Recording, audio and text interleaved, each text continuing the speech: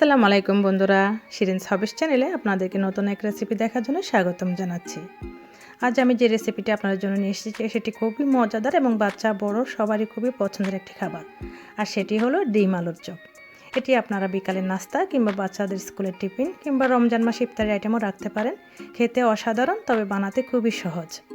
সাধারণত সবাই এই রেসিপিটি চিনে থাকবেন, তবে আমি আমার রেসিপিটা শেয়ার করব, আশা করি আপনাদের ভালো লাগবে। তো চলুন দেখে নিই কীভাবে করতে হয়।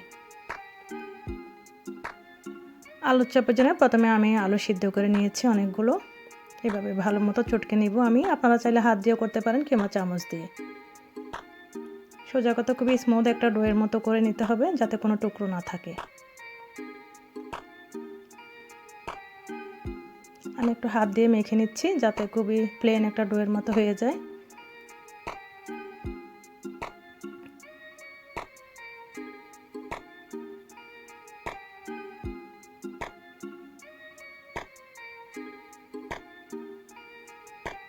ব্যাস, আলু রেডি। এবার আমি আস্তে আস্তে মশলা দিয়ে দিচ্ছি।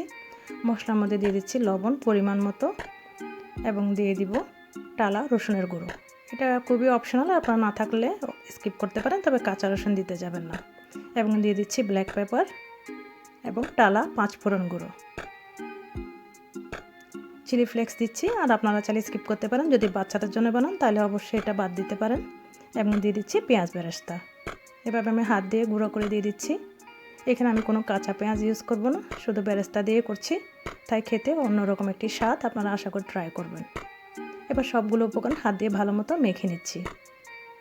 মাখানোটা খুবই ভালো মতো করতে হবে, যাতে সবগুলো উপকরণ একসাথে মিশে একদম ভালো মতো মিশে যায়। দেখুন, এইভাবে হাত দিয়ে ডলে ডলে একদম স্মুথ একটা ডোয়ের মতো করে নেব।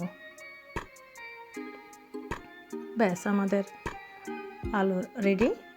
অন্যদিকে আমি সিদ্ধ করা আগের থেকে রাখা ডিম নিয়ে নিলাম। এবার এখান থেকে একটা গোলা তৈরি করে নিব। এবার আলুর মিশ্রণের মধ্যে একটা ডিম দিয়ে সুন্দর করে একটা স্মুথ বলের মতো লম্বাটে করে বানিয়ে নিব। উপরের আবরণটা খুব বেশি মোটা করা যাবে না, একদম যথাসম্ভব পাতলা, এবং ডিমটা যাতে পুরো ঢেকে থাকে। এবং হাত দিয়ে এভাবে একদম প্লেন করে নিব, চেপে চেপে। দেখুন, এভাবে আমি সবগুলো বানিয়ে নিচ্ছি। আমাদের বানানো শেষ। এবার আমরা কোটিংয়ে চলে যাব। কোট করার জন্য আমি প্রথমে নিয়েছি ডিমের সাদা অংশ এবং ব্রেড ক্রাম্বস।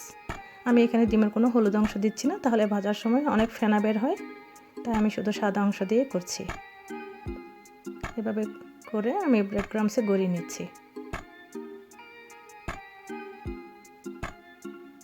ব্যাস, আমাদের সবগুলো রেডি। এবার চলে যাব ভাজতে। ভাজার জন্য আমি ডুবো তেলে ভাজবো, তাই একটু তেল বেশি দিচ্ছি। এবার তেলটা আমি মিডিয়াম টু হাই পাওয়ারে গরম করে নিচ্ছি। আমাদের তেল যখন গরম হয়ে আসবে, আমি ফাঁকা ফাঁকা করে দিয়ে দিব আলুর চপগুলো। এই আলুর চপটা একটু হাই পাওয়ারে ভাজতে হয়, না হলে ভেতরে তেল ঢুকে যায়।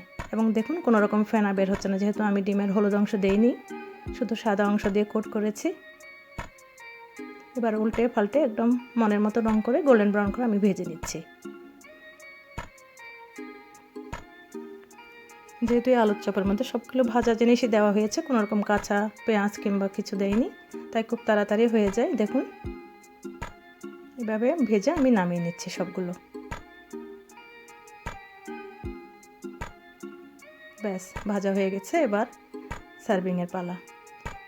এই আলুর চপগুলো খুবই বড়, একসাথে একবারে খেতে অনেক কষ্ট, তাই আমি মাঝখান দিয়ে কেটে দিচ্ছি। এটি দেখতেও সুন্দর এবং খেতেও খুবই ইজি হয়। দেখুন, এভাবে কাটলে দেখতেও খুবই সুন্দর লাগে। বিশেষ করে বাচ্চারা যদি এরকম মাস্ত ডিম দেখে খেতে, তাহলে অনেক আগ্রহ প্রকাশ করে।